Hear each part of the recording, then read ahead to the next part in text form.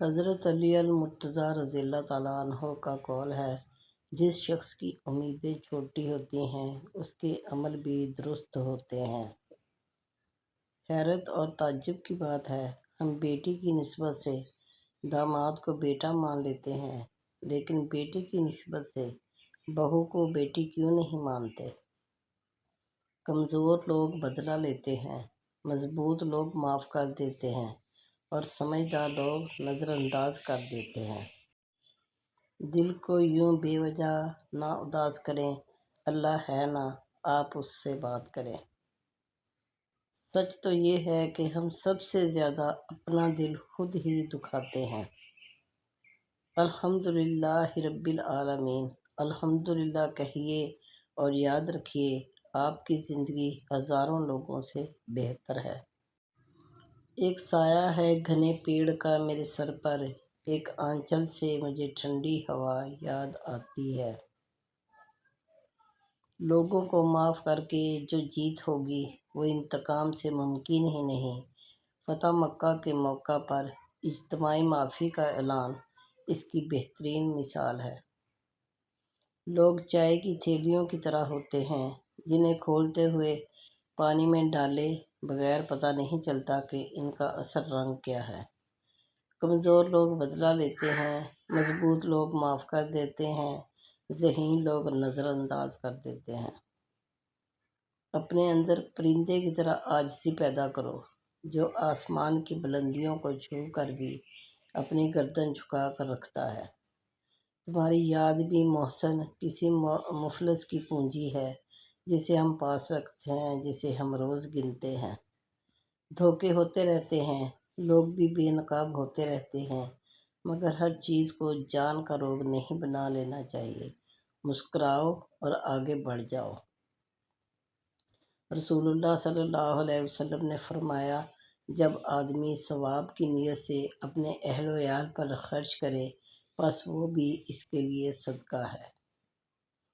آپ صلی اللہ علیہ وسلم نے فرمایا، اگر انسان کے پاس سونے کی ایک وادی ہو تو وہ چاہے گا کہ دو ہو جائیں، اور اس کا منہ قبر کی مٹی کے سوا اور کوئی چیز نہیں بھر سکتی۔ رسول اللہ صلی اللہ علیہ وسلم نے فرمایا کہ اللہ عز و جل نے فرمایا ہے کہ میں اپنے بندوں کے ساتھ وہی معاملہ کرتا ہوں جیسا وہ میرے ساتھ گمان کرتا ہے، اور جب وہ مجھے یاد کرتا ہے تو میں اس کے ساتھ ہوتا ہوں۔ رسول اللہ صلی اللہ علیہ وسلم نے ارشاد فرمایا، قسم اللہ کی، اگر تیری رہنمائی سے اللہ تعالیٰ ایک آدمی کو بھی ہدایت دے دے تو یہ تیرے لیے سرخ اونٹ سے جو بہت قیمتی اور عزیز ہوتے ہیں بہتر ہے۔ قرآن کریم میں ہی حیات مسلمانوں کے دلوں کی فرحت کا سبب اور سامان صرف قرآن کریم میں ہی ہے۔ کسی انسان کو کھانا کھلا کر یہ مت سوچیں کہ ہم نے اس کو کھانا کھلایا ہے یا کوئی ہمارا کھانا کھا گیا ہے، بلکہ یہ سوچیں کہ یہ رزق ہمیں شاید آج اس انسان کے نصیب سے ہی ملا ہو۔ وہ ہماری کیا اوقات ہے کہ ہم کسی کو کچھ دے سکیں؟ یہ تو اللہ کی رحمت ہے جو ہماری عزت بنائے ہوئے ہے، اس پر شکر الحمدللہ کہیے۔ رسول اللہ صلی اللہ علیہ وسلم کا ارشاد ہے، اپنی کمائی سے کھانا سب سے پاکیزہ کھانا ہے اور تمہاری اولاد بھی تمہاری کمائی میں سے ہے۔ جو آج کفر کو اپنا خیر خواہ سمجھ کر ان سے متاثر ہو رہے ہیں، انہیں نہیں معلوم کہ اسلام کے دامن میں ہی عافیت ہے۔ خواہشات کو جنون نہ بنائیں، زندگی میں بہت کچھ ہمارے لیے نہیں ہوتا۔ کیوں کرتا ہے بھروسہ غیروں پر جب چلنا ہے اپنے پیروں پر؟ اچھے اخلاق اور نرم لہجے نے کئی خطرناک مراحل کو فتح کیا ہے۔ عورت کا نامحرم مرد کے ساتھ ملائم گفتگو کرنا بھی داخل بدکاری ہے۔ فطرت کا ایک قانون ہے، وہ ڈھیل دیتا ہے، پھر کوئی متکبر بن جاتا ہے اور کوئی عاجز اختیار کر لیتا ہے۔ جب غلامی ذہن میں بیٹھ جائے تو اپنی طاقت کا اندازہ نہیں رہتا۔ اس تصویر کی چیخ بہت اونچی ہے۔